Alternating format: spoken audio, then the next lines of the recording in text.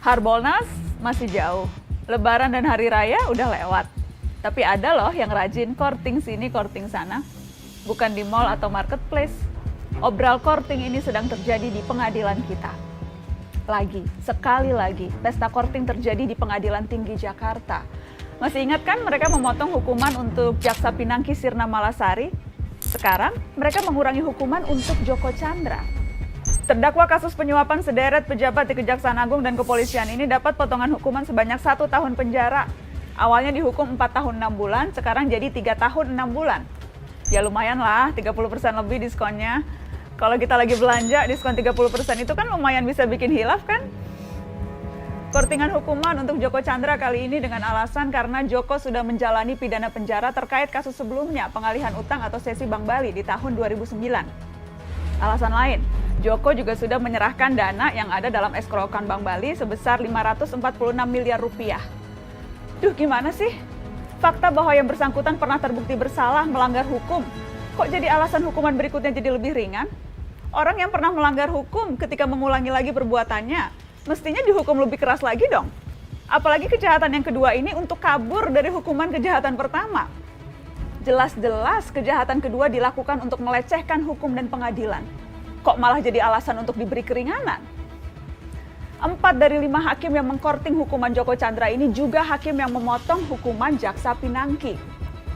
Ladies and gentlemen, please welcome Muhammad Yusuf sebagai Hakim Ketua, Haryono, Singgih Budi Prakoso, dan Reni Halid sebagai Hakim Anggota. Keempatnya sama-sama mengkorting hukuman Pinangki dan Joko Chandra. Nah, kalau Joko Chandra dikorting 30%, Pinangki ini kortingannya malah 60%. Dari 10 tahun menjadi 4 tahun. 60% dong. Kurang hilaf apa lagi coba kalau kita belanja diskonnya segitu. Satu hal lagi juga terungkap. Pinangki hingga akhir Juli ternyata belum juga dipindah ke lapas, tapi masih ditahan di rutan Kejaksaan Agung. Alasannya, hanya soal administrasi dan kejaksaan sedang banyak pekerjaan. Tenaga harus dijaga karena masih pandemi. Jangan lupa, ada lagi yang barusan terima kemurahan hati juga. Juliari Batubara, mantan Menteri Sosial yang tersangkut kasus tilap menilap dana bansos. Ia dituntut 11 tahun penjara oleh jaksa dari KPK. Korupsi di tengah pandemi loh. Kurang buas apa lagi coba? Perlu digarisbawahi, jaksa yang menuntut 11 tahun itu dari KPK. Iya, KPK anak buahnya Pak Firly Bahuri. KPK yang sekarang itu, yang beberapa bulan lalu berani koar-koar soal hukuman mati mereka yang menilap uang rakyat di masa pandemi. Penegakan hukum ini soal bobot, soal ukuran, juga soal kepantasan. Yang pegang kendali memang hanya beberapa, tapi kita bisa menilai seberapa impas dan pantas. Akil Mohtar, Ketua Mahkamah Konstitusi yang tersangkut suap pemilu kada, bisa dituntut seumur hidup. Kenapa yang mencatut uang makannya rakyat miskin yang sedang terjepit karena pandemi, kok hanya 11 tahun?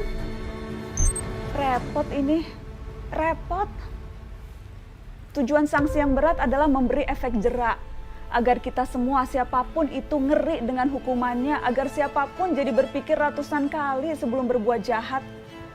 Kalau hukumannya ringan, tuntutannya enteng, dan masih dikorting sampai 60% begitu, siapa yang kapok? Di mana-mana flash sale itu, diskonan itu, untuk mengundang orang datang dan belanja. Korting hukuman korupsi ini kan jadinya kayak undangan ya. Undangan untuk yuk, belanja yuk. Tapi belanjanya pakai uang rakyat, uang kita-kita juga. Kita lagi yang nombok. Rakyat lagi yang harus urunan lewat pajak, urunan subsidi. Dan ini beneran loh.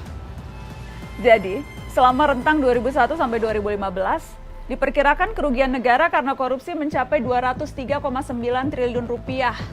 Namun total hukuman finansial yang diberikan kepada koruptor hanya 10,42% saja atau hanya 21,26 triliun rupiah. Ini belum ngitung biaya sosial dari praktek korupsi. Kalau pakai hitungan ICW itu, 203,9 triliun dikurangi 21,26 triliun, negara masih nombok sekitar 182 triliun lebih. Siapa yang nombokin selisihnya? Ya siapa lagi selain kamu, saya, kita semua para pembayar pajak. Yang harus kapok kan para koruptor ya. Kok malah lama-lama kayak kita yang kapok ya?